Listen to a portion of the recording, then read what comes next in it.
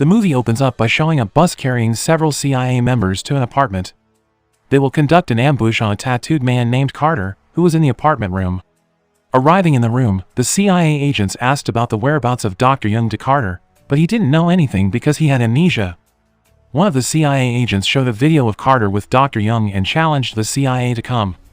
Seeing the video, Carter still looks confused because his memory is completely blank. Moments later, Carter's cell phone rang. It turns out that there is a woman's voice named Han Young-hee, who reminds him that his name is Carter.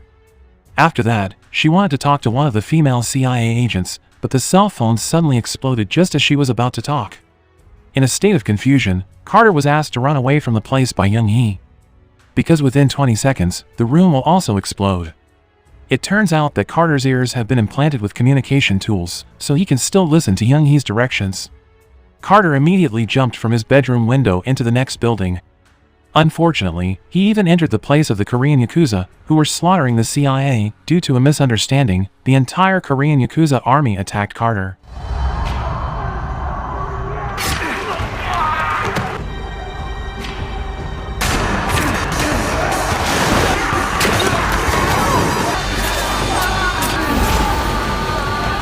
Luckily, he managed to beat them all, then fled from there. Even so, Carter is still chased by CIA agents, but he can escape because Young-hee continues to direct him. One of the CIA agents in a clothing store can hold Carter until a fistfight between them, but he can easily defeat the agent.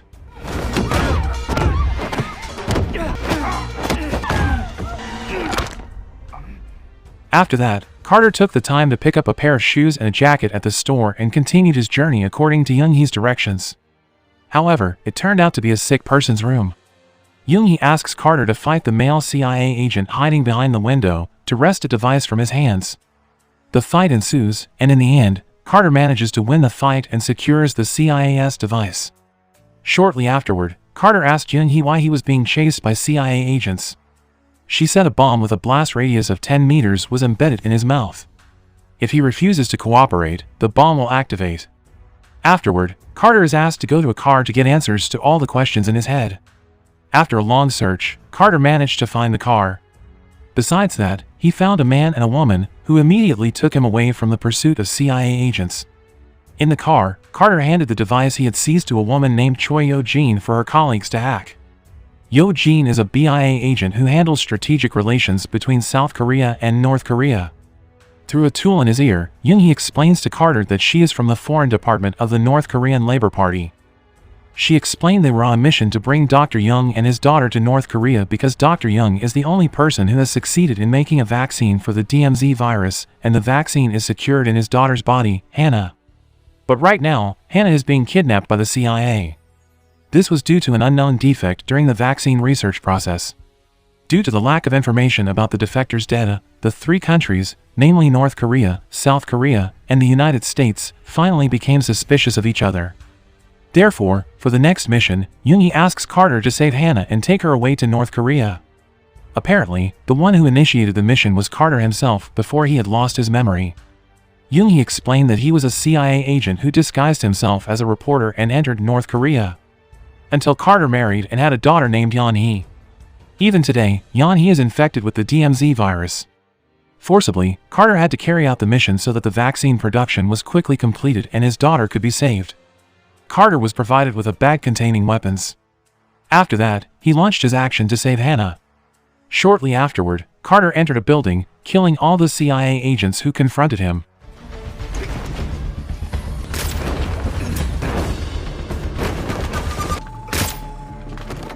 Young-hee continues to give him directions until he finally finds Hannah, but she doesn't want to go with Carter because she fears him.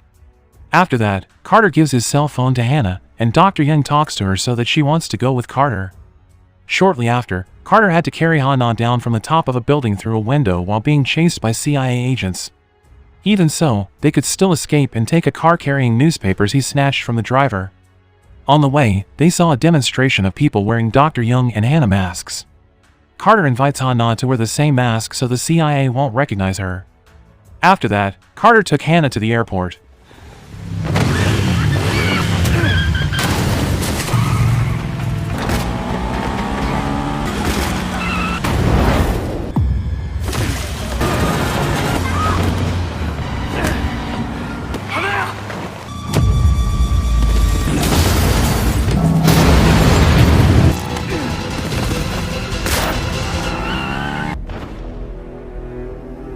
They meet a male director who is a strategic relation of BIA named Kim Dong-gyu, who is resourceful in escorting them to fly to North Korea.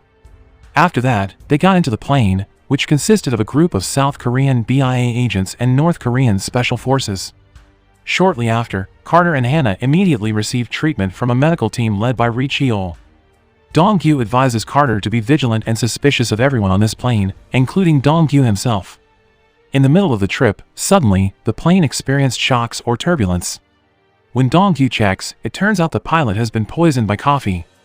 This made everyone suspicious, and they pointed guns at each other. During the chaos, Hannah suddenly disappeared. At the same time, Carter gets information from Young-hee regarding Hannah's whereabouts. He moves quickly and manages to find Hannah in the cargo hold. Unexpectedly, Kíll attacked Carter from behind until he was cornered. Luckily, Dong-gyu comes and shoots Kíll.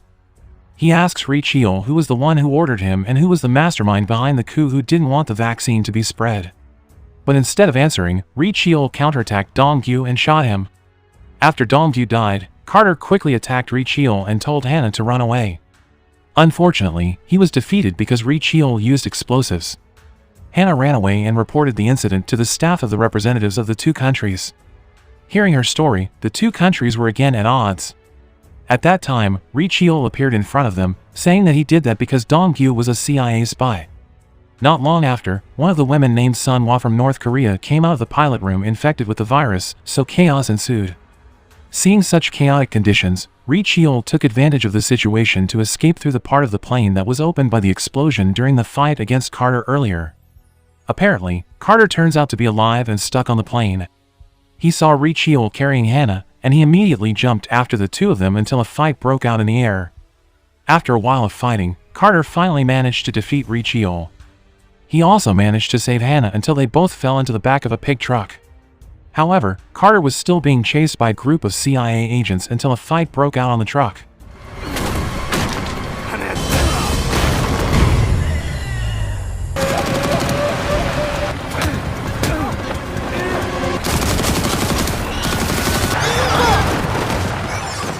Fortunately, Carter won the fight, but the pigs all fell off the truck. After struggling, Carter finally managed to evacuate Hannah into the forest. Because of exhaustion, they took a break and drank the river water. But just as they were drinking, they were suddenly attacked by zombie humans infected with the DMZ virus. Seeing this, Carter shot the zombie humans while running away. After that, they arrived at a fragile wooden pedestrian bridge, resulting in Carter and Hannah becoming trapped. Not long after, the North Korean army came and helped them both. The female soldier turns out to be Young-hee, the one who always directs Carter. After that, the leader of the troops named Kim Jong-hyuk came. Carter also asked that they restore his memory. His request was granted by removing the communication device implanted in his ear. But just as Young-hee was about to open Carter's memory stitches, suddenly Jong-hyuk attacked him until Carter fainted. Young-hee was angry because Jong-hyuk's actions had broken the promise, but she couldn't do anything because she was a subordinate. Afterward, Carter was taken to a place by truck. The soldiers mock him and accidentally say that Young-hee is Carter's wife. Not long after, they arrived at the cremation site infected with the DMZ virus. But when the bodies were burned, they suddenly returned to life and attacked all the soldiers. Carter took the opportunity to finish off the soldiers and escape. He took the truck away until it came to a hill. Using a sniper, Carter tries to observe Jong-hyuk's movements while calling Young-hee so he can hear their conversation. When Young-hee was about to be shot by Jong-hyuk, Carter immediately shot him from a distance, but Jong-hyuk could still avoid it. Without thinking, Carter returned to continue the attack using a truck. He went into the headquarters to kill one by one the soldiers who were there.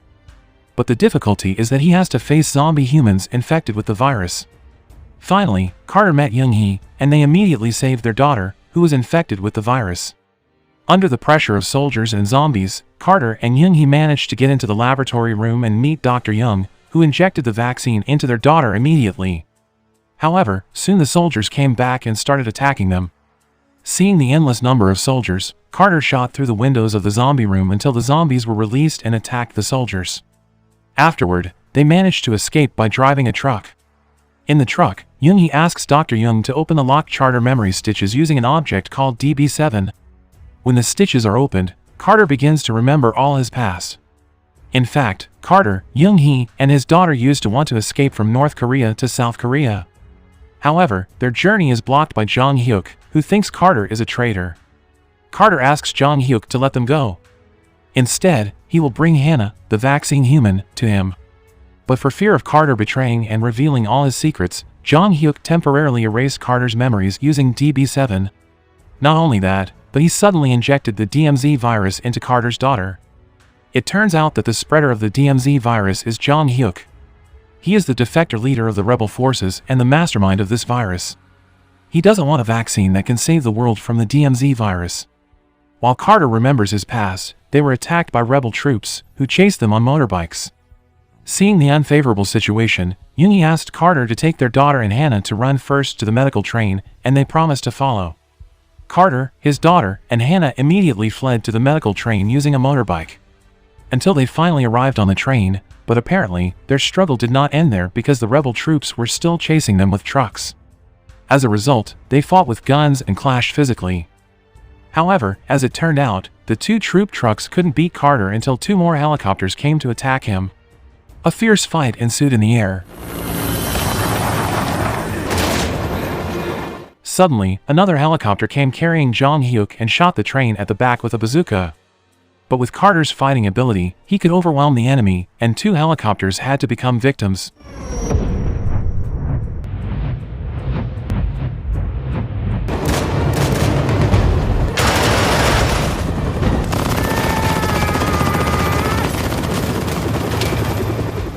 Not long after, from behind, Dr. Young and Junkie also came to help them.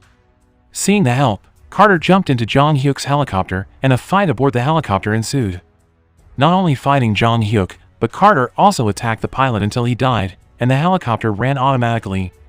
When the train was about to enter a tunnel, Carter, who realized it, immediately killed Jong-hyuk, and he jumped toward the train. The helicopter that flew automatically couldn't avoid the tunnel until it exploded, and Jong-hyuk died in the helicopter. Carter, who survived, approached his daughter, who had woken up in Jungie's arms. They were finally completely free from pursuit and continued their journey by train. Suddenly, the railroad crossing over the lake exploded, and the film ended.